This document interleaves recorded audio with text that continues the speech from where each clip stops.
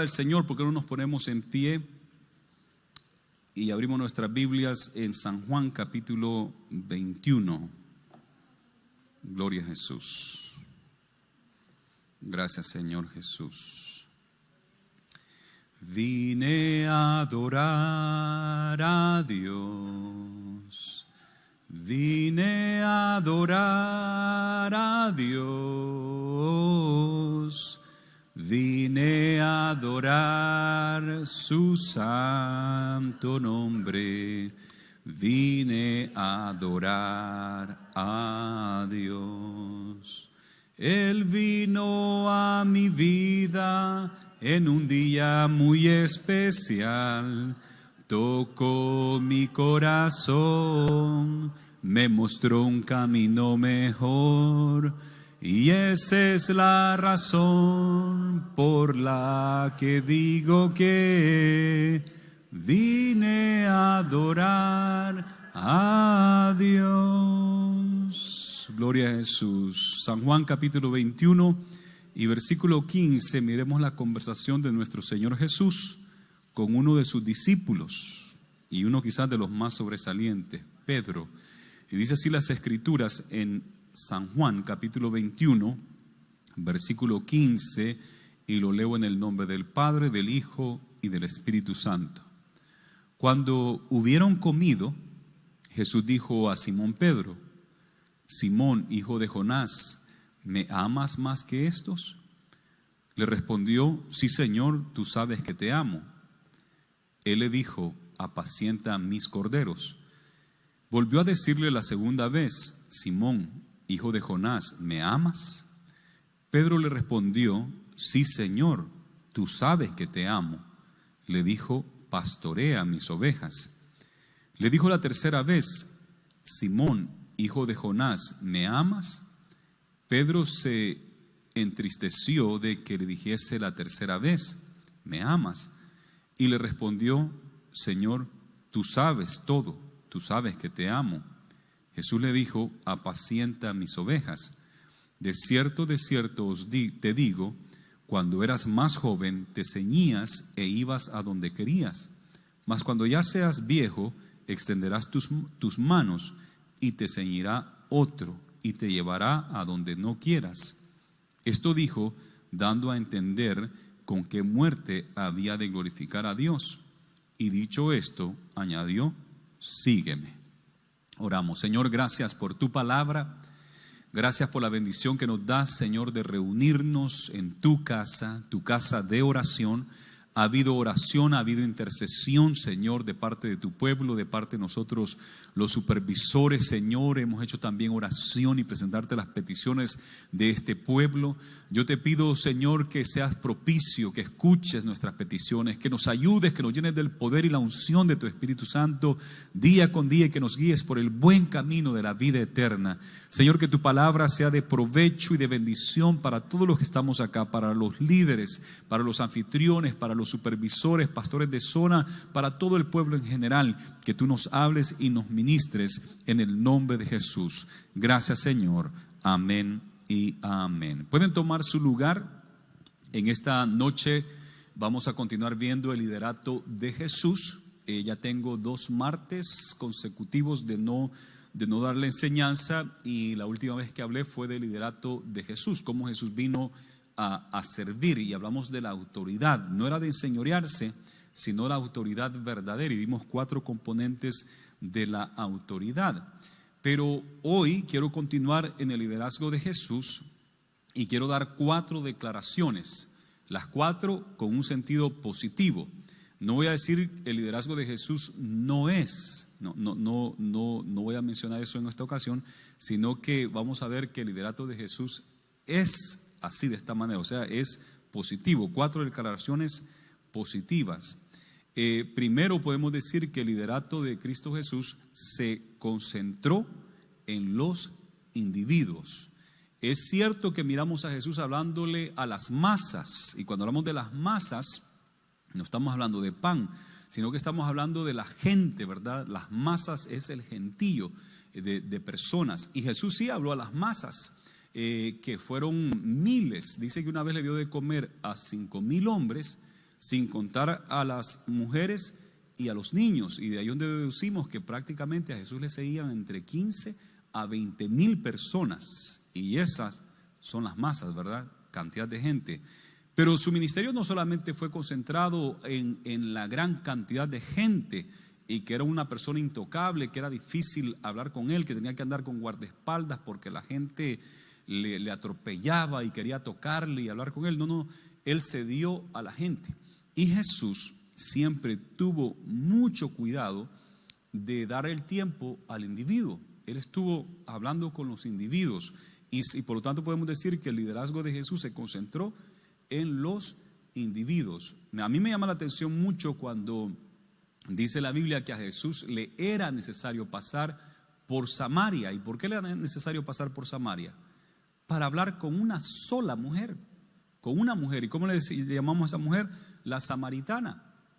Y la samaritana Jesús la evangelizó, habló con ella y ella se convirtió a Cristo. Y después la samaritana fue y trajo a toda la gente de su pueblo ahí en Samaria, y muchos creyeron a la palabra de Cristo Jesús. Así es que Jesús lo miramos hablando con los individuos, le interesa la persona. Y yo creo que nosotros como líderes nos deben interesar los individuos también.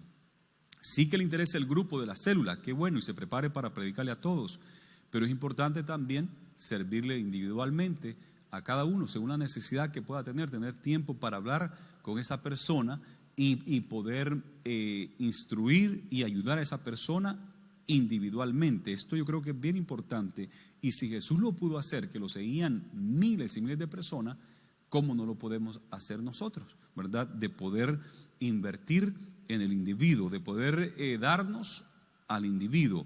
Aquí a Jesús lo vemos hablar con Pedro. Pedro está herido, Pedro está un poco afligido, un poco, quizás dijera yo, no se siente con autoridad, no se siente digno. Y decía un amigo mío, se siente como un pollito recién comprado. Y una vez le pregunté, ¿por qué siempre decís eso del pollito recién comprado? Es que me dice, cuando compran el pollito en el mercado, lo llevan y lo echan con los otros pollos que tienen ahí en la casa. Y entonces el pollito recién comprado está todo triste allí, no se siente parte del grupo, está como en una esquina porque le da no sé qué con el resto de los pollitos que ya tienen los dueños ahí.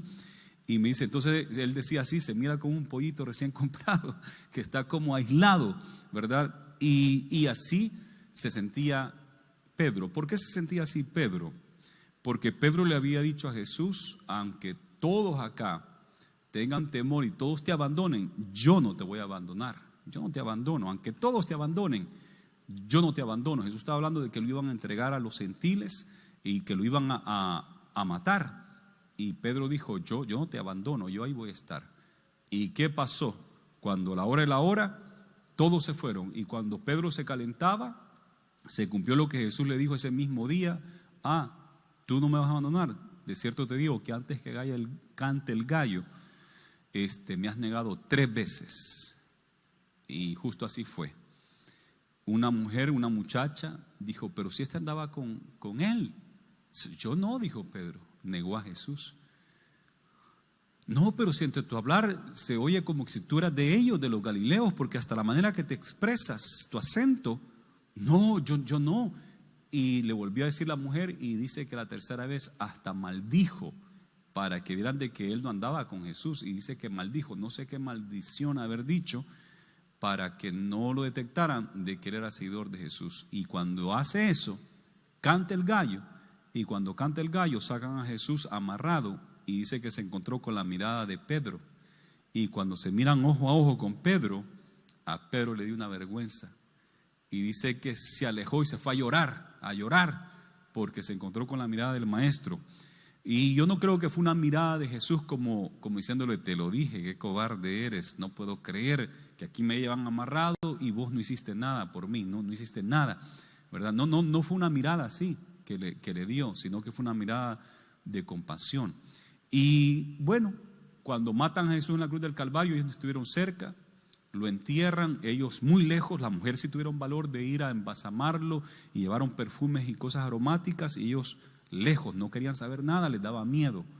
Entonces cuando se dan cuenta que Jesús ha resucitado, Pedro se siente mal. Pero Jesús quiere restaurar a Pedro. Y por eso le dijo a las mujeres, cuando se les aparece la primera vez, le dice: vayan y díganle a mis hermanos, a los 11, que los voy a esperar en tal lugar. Y también le dicen a Pedro, porque Jesús sabía que Pedro estaba devastado con todo esto. Y Jesús le dice: y díganle a Pedro, o sea, lo menciona especialmente.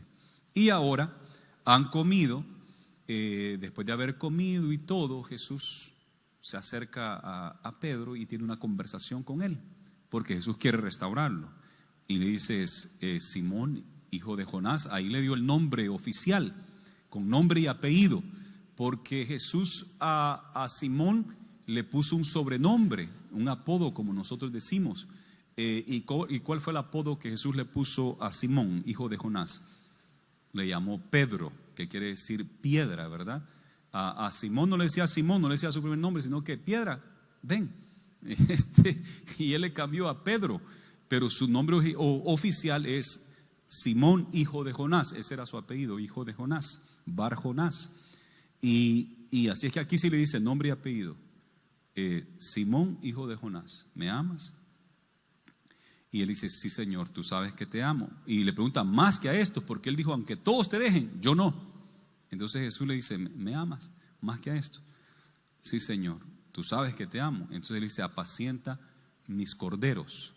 Las ovejas y los corderos son de la misma familia, pero los corderos eran los del sacrificio. Y la iglesia del Señor somos así también, como corderos, somos llevados al matadero. Y hay persecución en el mundo, en muchas naciones, y muchos de nuestros hermanos son como corderos. Y es triste, es doloroso lo que pasa con nuestros hermanos alrededor del mundo. Y el Señor le dice: apacienta mis corderos. Y eso nos recuerda del sacrificio de muchos hermanos y la sangre de muchos santos y mártires que se derramó a través de la historia y que se sigue derramando el día de hoy en países como Corea del Sur, en la China. Acabo de venir del Salvador, y en El Salvador me encontré con la mamá y la abuela de un joven. Para mí fue un gozo tremendo, y ahí mismo le llamaron, está en la China, pero para ella es una aflicción, para la mamá, ya me imagino, para la mamá y la abuela. Pero el muchacho fue a estudiar porque se hizo un convenio entre el gobierno de El Salvador y la China, que a Estados Unidos no le pareció mucho, pero el presidente de El Salvador continuó con eso, y eso le abrió las puertas a este joven de San Miguel, de la Iglesia de Dios Pentecostal MI de San Miguel, de ir a la China a estudiar. Pero allí inmediatamente, como él es cristiano evangélico igual que nosotros, pues se conectó para ver cómo se iba a hacer para congregarse. Pero ya lo tienen como líder en reuniones donde sabe cómo adoran al Señor, y él mandó un video. Son como 60 personas ahí, y están todos calladitos y están orando en voz baja y cantan en voz baja. Uno se queda afuera viendo. Nadie lleva Biblia, nadie lleva una Biblia en su teléfono, no puede tener la Biblia. Así es que todos llegan sin Biblia, pero todos oran en voz bajita y cantan en voz baja. Y dice, le contó él a su mamá: mamá, yo siento como que si Dios los abraza, porque todos llorando, pero llorando de verdad. Y dice: yo creo que el Espíritu Santo ahí abraza a esos chinitos, porque no tienen libertad, tienen que hacerlo todo en voz baja, calladito. Así hacen los cultos allí, sin abrir mucho la boca, porque no quieren que se oiga afuera. Ahí está él, y yo digo: wow, ahí está, sí. Ahí mismo me lo pasaron, y digo: wow, cómo es la tecnología, rapidito le llamaron.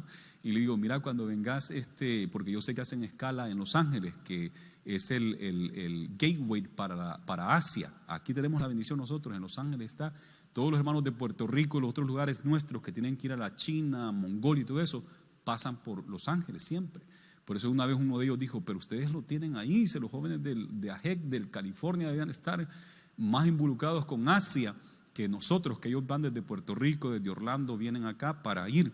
Y le digo: cuando pases, haceme saber que estás por acá, tal vez tomas unos días para traerte y que nos contés las experiencias que está teniendo un misionero salvadoreño en la China. Ya había escuchado diferentes países, misionero nicaragüense en Malí, África, y siempre me llama la atención cuando de Latinoamérica van y hacen ese trabajo que nosotros aquí en Estados Unidos no hemos ido a hacer, pero de Latinoamérica están saliendo, y hay varios mexicanos haciendo lo mismo. Y yo ya sé de un joven del MI que está allá involucrado. Qué duro, ¿verdad? Como corderos, dijo el Señor, apacientan mis corderos.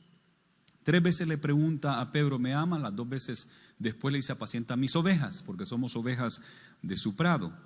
Pero en la tercera dice que se puso triste y le dice: tú sabes todas las cosas, porque se recordó de que 3 veces él había negado a Jesús, y yo creo que por eso se puso triste. La otra vez, bien campante, dije: aunque todos te dejen, yo me voy a quedar ahí, y también salió corriendo. Entonces esta vez dijo: tú sabes todas las cosas, tú sabes que te amo. Y ahí es donde Jesús le dice: cuando eras joven, tú te ceñías tú solo y ibas donde querías, pero cuando seas viejo,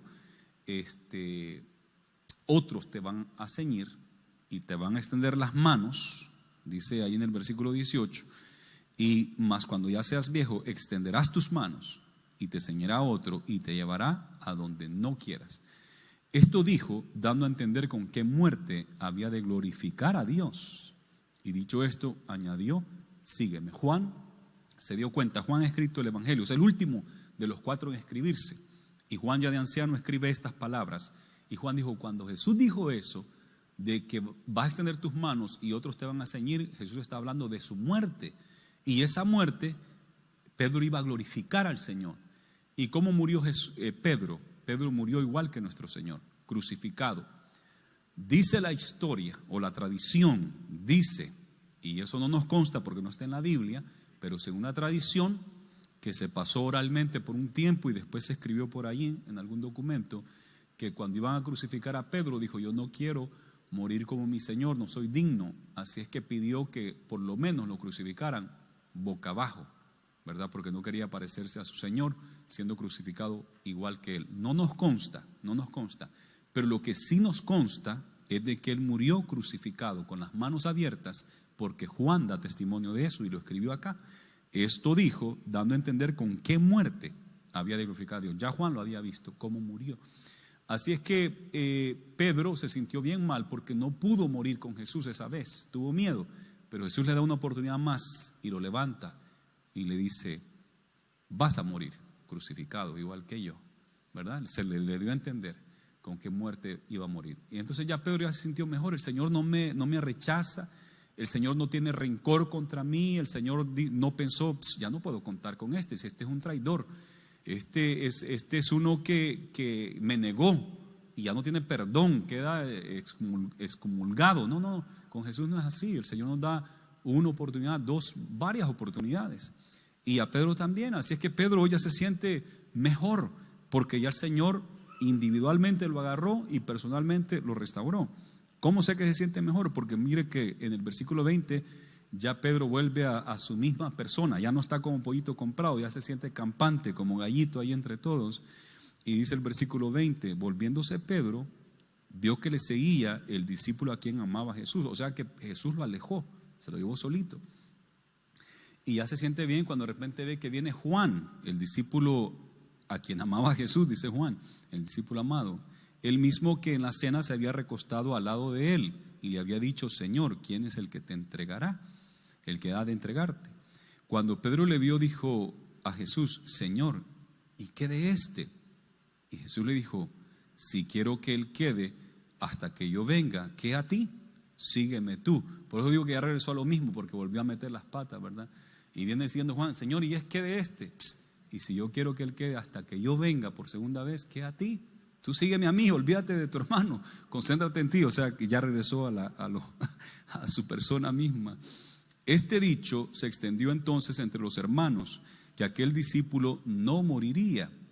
Pero Jesús no le dijo que no moriría, sino: si quiero que él quede hasta que yo venga, ¿qué a ti? Este es el discípulo que da testimonio de estas cosas y escribió estas cosas, y sabemos que su testimonio es verdadero. Y hay también otras muchas cosas que Jesús hizo, las cuales, si se escribieran una por una, pienso que ni aún en el mundo cabrían los libros que se habrían de escribir. Amén. Entonces Juan dice, después de que Jesús dijo eso, se creyó de que yo, Juan, el discípulo amado, no iba a morir. Pero Jesús no dijo eso, dice Juan. Todavía está vivo porque lo está escribiendo, todavía escribe estas palabras. Pero Juan queda claro de que Jesús dijo que a ti, si yo quiero que este quede, no es que iba a quedar.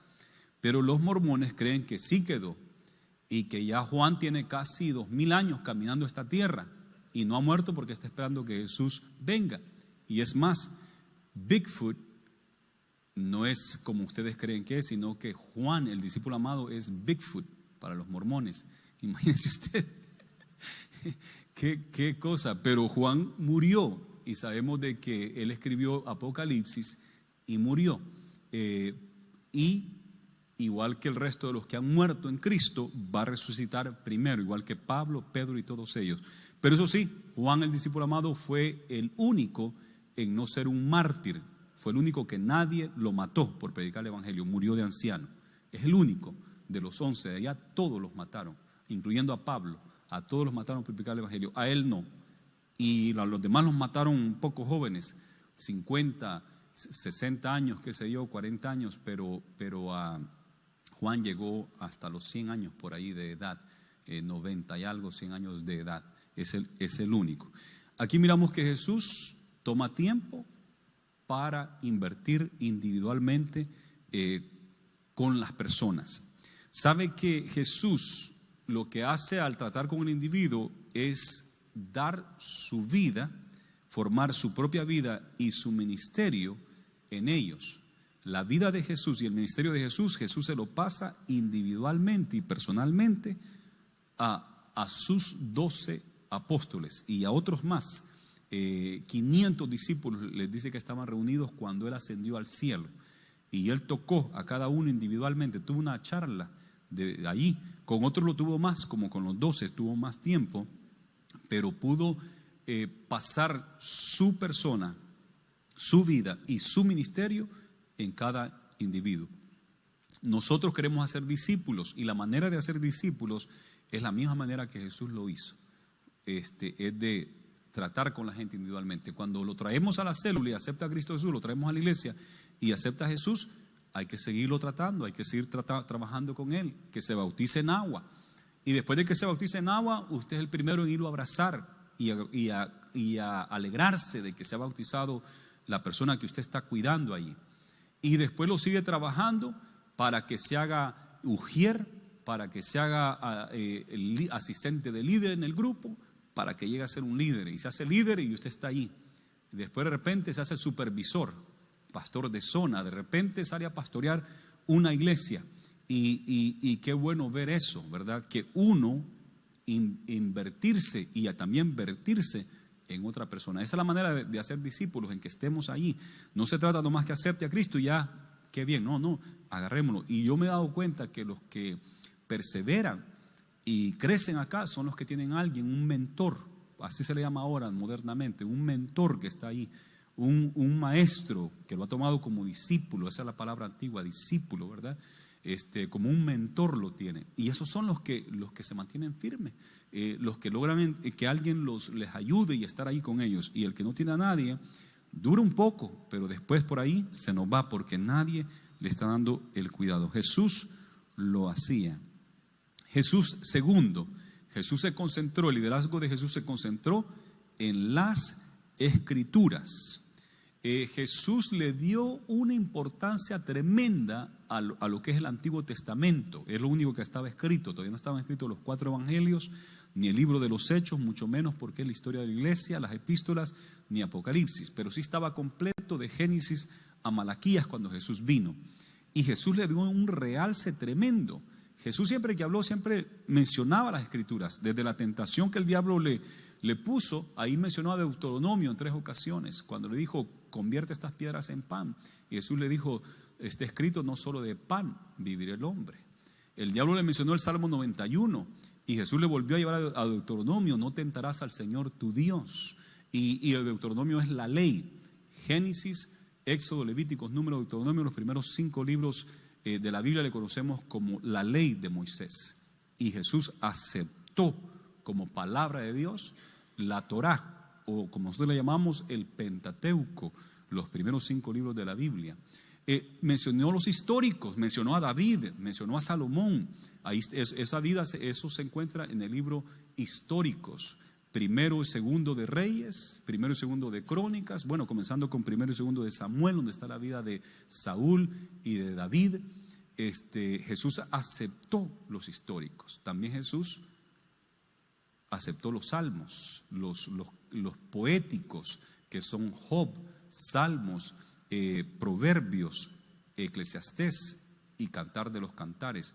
Jesús aceptó eso como palabra de Dios y le dio un realce a la palabra. Aceptó los profetas mayores, Isaías, Daniel, Jeremías, Ezequiel, Lamentaciones. Él aceptó los profetas mayores y también los profetas menores. ¿Sabe a quién aceptó de los profetas menores, que muchas veces es cuestionado de que si sí o no es palabra de Dios, que si sí o no eso pasó? A Jonás. Jonás no es un cuento de hadas. Jonás no es un cuento como de Pinocho, porque Pinocho parece que también se fue en el vientre de una ballena, ¿verdad? Pero no, Jonás es real. El libro de Jonás, lo que pasó ahí es real. ¿Por qué? Porque Jesús dijo, esta generación adúltera y perversa demanda señal, pero no le voy a dar ninguna señal más que la señal de Jonás. Así como estuvo Jonás en el vientre del pez 3 días y 3 noches, así el Hijo del Hombre estará en el vientre de la tierra por 3 días y 3 noches. Y hablando de su muerte, sepultura, y al tercer día iba a resucitar. Entonces, cuando Jesús dice eso, Jesús está realzando, levantando a Jonás. Y esto es bien importante. Para mí eso es bien importante. Cuenta acerca de Jonás. Un muchacho se iba a la universidad. El papá sabía que las universidades son bien liberales, y él tenía temor de que le iban a quitar la fe en Dios, y especialmente el libro de Jonás. Dijo, te van a quitar el libro de Jonás, te van a decir que no es verdadero. ¿Cómo es posible que un hombre se lo trague un pez grande y que esté allí 3 días sin morir? Eso es imposible. Entonces te van a quitar a Jonás. Y él dijo, no, papá, tranquilo, no me van a quitar a Jonás. Y se va a estudiar. Regresa después de 4 años y le dice, papá, no me quitaron el libro de Jonás. Yo sigo creyendo que Dios envió a Jonás a Nínive y que el pez grande se lo tragó. Pero a ti sí te quitaron el libro de Jonás. ¿Qué? A mí no. ¿Cómo no? Le dice, a ti te quitaron el libro de Jonás. No, a mí no, le dice. Ve a traer tu Biblia, le dice. Busca en tu Biblia. Y cuando busca el libro de Jonás, y lo buscó y no estaban rotas las páginas. Y le dice, antes de irme a la universidad, yo te corté el libro de Jonás. Y no has leído la Biblia en todos estos 4 años. No se había fijado que le faltaba. A ti te quitaron el libro de Jonás porque no has leído en 4 años que yo estuve en la universidad. Así es que imagínense. Jesús le dio énfasis en su ministerio a la palabra del Señor. Yo creo que los líderes de grupo, todos nosotros que trabajamos en esto de hacer discípulos y ganar almas, ¿con qué más vamos a evangelizar? ¿Con qué más vamos a instruir? ¿Con qué más vamos a discipular? Si no es con la palabra de Dios. Tenemos que ser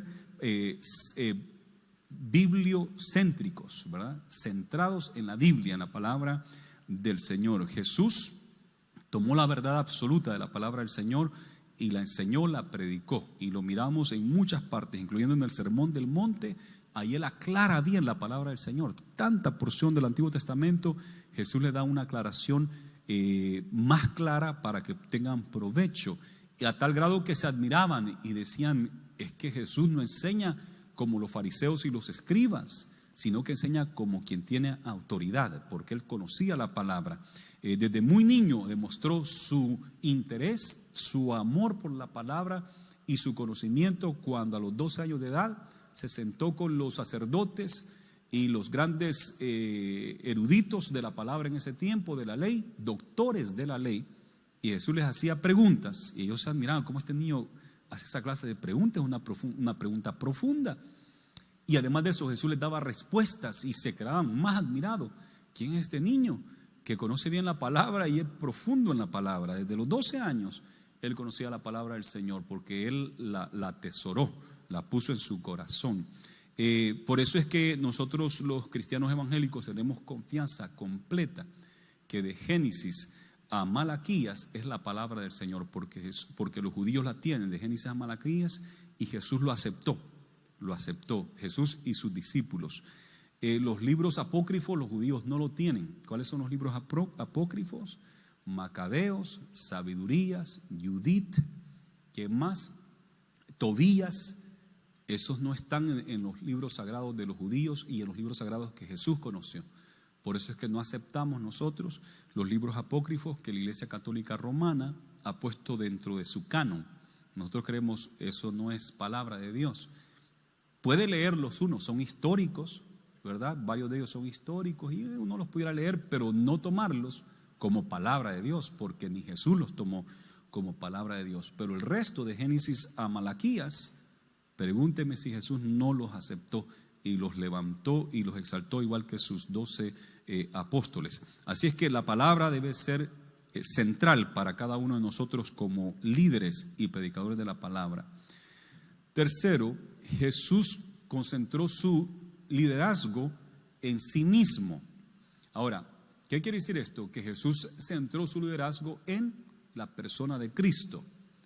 Nosotros hacemos bien de centrar nuestro liderazgo en Cristo, ¿verdad? Que seamos cristocéntricos, no en nosotros mismos, ahí sí perderíamos, ¿verdad? De que creer que nuestro liderazgo depende de nosotros y queremos que todo mundo, y pensamos que el mundo da vuelta de nosotros, ¿verdad? Algunos piensan que todo el mundo anda hablando de mí. Eso lo dijo por mí. Eso porque yo. Eso se está haciendo porque yo fui el que dije que se hiciera, ¿verdad? Y tiene esa constante en la mente y en el corazón, yo. Si alguien dijo algo, quizá por mí lo dijo, ¿verdad? O esto por mí. ¿Les ha pasado? Y la gente está hablando de mí. Ya casi está al borde de un problema de salud mental, ¿verdad? Está al borde. Cuidado, si usted siente así, ore al Señor. Examine su corazón. Señor, ayúdame a poner a Cristo en mi corazón de centro, no yo, ¿verdad? Porque el yo, ese no funciona, más bien puede echar a perder la obra del Señor. Que seamos cristocéntricos.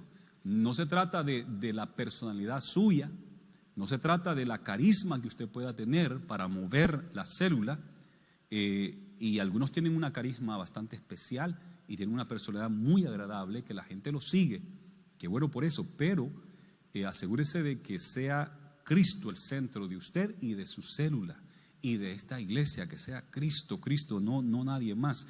Entonces Jesús centró su ministerio en la persona de Él. Jesús pudo decir esto, vaya conmigo a Juan 14, 9. Nosotros no podemos decir esto, pero sí podemos hacer a Jesús que sea el centro de nosotros. San Juan 14, 9, cuando le pregunta a Felipe, dicen que no se dice Felipe, sino Felipe. El 8, Felipe le dijo: Señor, muéstranos al Padre y nos basta. Jesús le dijo: ¿tanto tiempo hace que estoy con vosotros y no me has conocido, Felipe? El que me ha visto a mí, ha visto al Padre. ¿Cómo pues dices tú, muéstranos al Padre? ¿No crees que yo soy en el Padre y el Padre en mí? Las palabras que yo os hablo, no las hablo por mi propia cuenta, sino que el Padre que mora en mí, Él hace las obras. Creedme que yo soy en el Padre y el Padre en mí. De otra manera, creedme por las mismas obras.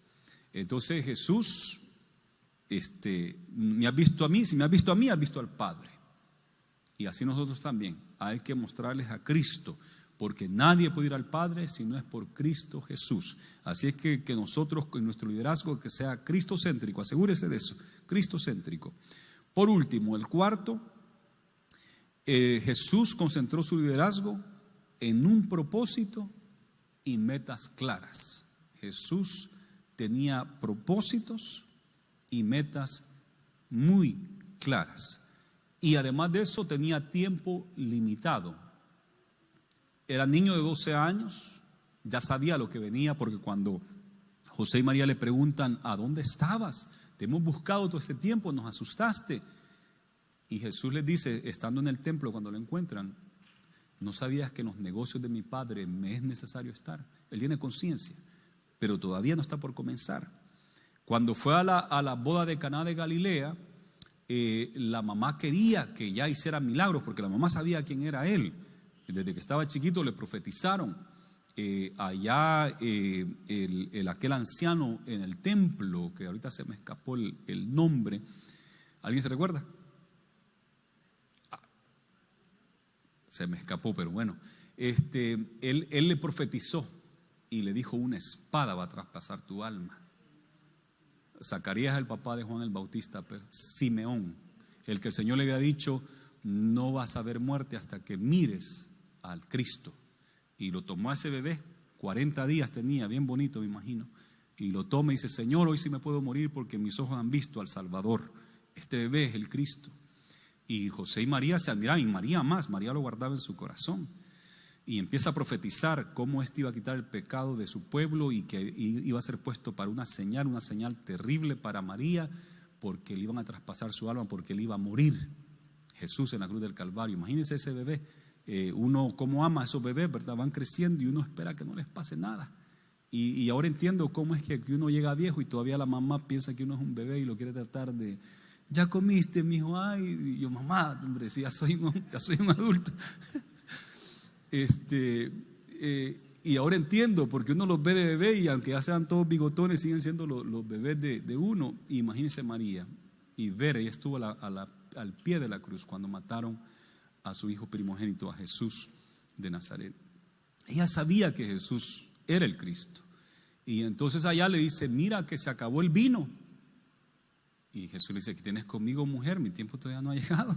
O sea, no me esté empujando, esto va a ser al momento. 30 años tenía cuando se bautizó en el río de Jordán. Inmediatamente sube al monte 40 días, a un ayuno de 40 días, y baja con poder y autoridad y empieza a trabajar por espacio de ¿cuánto tiempo, hermanos? 3 años y medio. Solo 3 años y medio. Tiene una meta bien clara a lo que viene a hacer.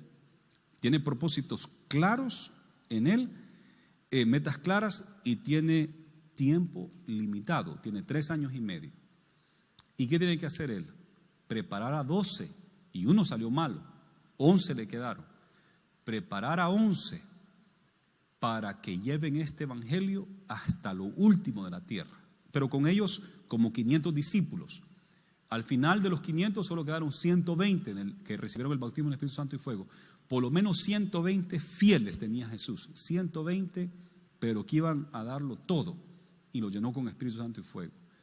En 3 años y medio preparar a 120 para que lleguen este evangelio, y para que hoy, en este año 2018, el evangelio se esté predicando en Bakersfield, y no solo a este grupo de personas.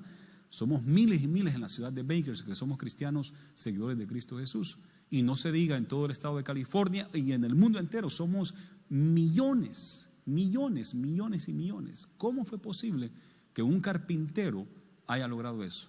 Tenía metas claras, tenía un tiempo definido, y él concentró su ministerio en eso. Tengo que hacer esto y tengo que preparar a esta gente, porque me queda un tiempo bien poco. Increíble lo que Jesús hizo, y con el poder del Espíritu Santo cuando lo recibieron. Así es que Jesús concentró también su ministerio con un propósito y metas claras y tiempo definido. Yo creo que también nosotros podemos imitar a Jesús. Él nos ha dicho: hagan discípulos las naciones. ¿Y cuándo? Ay, mañana. ¿Cuándo vamos a invitar? Ahora gocémonos en la célula, tengamos un convivio, y el próximo trimestre empezamos a trabajar.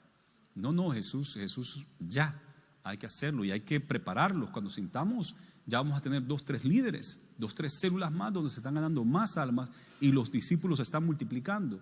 Como hacía en el libro de los Hechos la iglesia, dice que el Señor añadía a la iglesia cada día los que habían de ser salvos, porque no estaban con las manos cruzadas, estaban predicando, estaban enseñando, estaban compartiendo la palabra, partiendo el pan juntos y orando juntos, como hacemos en los hogares. Establezca metas. Jesús lo hizo. Establezca metas. Él dijo: voy a tener 12 apóstoles. Y un día de estos había estado orando mucho, y un día los escoge. Pum. Estos son los 12 que van a andar conmigo cerquita. Quiero que anden día y noche conmigo. Día y noche. Y así fue. Dejaron todo para andar con Jesús. Un hombre de 30 años de edad. Pedro quizás tenía como 40. Y Jesús tiene 30. No es un joven. No está casado. Pedro estaba casado. Y Jesús dice: quiero que vengas conmigo, porque te quiero enseñar muchas cosas. Te voy a hacer pescadores de hombres. Y tenía una autoridad. Y lo siguieron esos 12. El más joven, que era menor que Jesús, se cree, era Juan. Juan quizás tenía sus 20 y algo por ahí. Era el más jovencito. Pero ahí todos eran mayores que Jesús. Y Jesús los tomó, y día con día, por 3 años, los tuvo ahí de cerca, enseñándoles, preparándoles, enseñándoles, preparándoles, hasta que los formó. La vida de él en ellos, porque tenía metas claras. Amados hermanos, yo creo que las metas son bíblicas. Y los tiempos son bíblicos, hay tiempo limitado, Dios tiene tiempos, las dispensaciones, todo ha sido con tiempo limitado que Dios tiene, que se propone. Nosotros trabajamos con trimestres, estamos por terminar ahora en diciembre, el último trimestre del año. La meta fue 10 grupos familiares que podamos levantar más. Les cuento que se acaba de abrir una más, el hermano Hessler, multiplicaron y ahora llegamos a 9 células que se han abierto en lo que va del 2018. Falta una, 9. Es cierto que se han perdido algunas. Por ahí una en el mismo sector se cerró porque la hermana se fue para México y entonces ya no hay anfitrión y se fue para México. Ya hablé con ella, con la hermana Ana, les manda saludos. Pero se cerró de repente la célula y así nos pasa, ¿verdad? Y bueno, a volver a abrir, pero se han abierto 9 nuevas, se abrieron, aunque se nos cerraron algunas, pero la meta es 10, nos falta una más. Y la idea es desde que no se nos cierren, por eso es que hay que orar y hay que estar preparados. Amén. Así es que ese es el liderazgo de Jesús, se concentró en los individuos. Hay que amar al individuo, hay que enseñarle al individuo personalmente. En las escrituras, la palabra es base para todo lo que hacemos acá. Debemos de ser cristocéntrico, concentrarse en Cristo Jesús, y hay que tener propósitos y metas claras con tiempo limitado, igual que Jesús. Trabajemos con esto de los trimestres y tratemos de lograr nuestras metas trimestre tras trimestre. Gloria a Jesús. Inclinemos nuestro rostro. Señor, gracias por tu palabra. Que tú pongas tu palabra en nuestro corazón, en nuestra mente, en nuestro ser, que podamos ponerla por obra, que seamos cristocéntricos, que tu palabra sea central en nuestras vidas y en nuestras células, que se hable y se predique tu palabra y se enseñe tu palabra, que tiene vida y es eficaz. Señor, ayúdanos con las metas, a ser valientes, a tener la fe para establecer metas y no dudar, así como tú no dudaste, Señor, en el nombre de Jesús. Bendice este pueblo. Gracias, Señor. Amén y amén. Pongámonos en pie.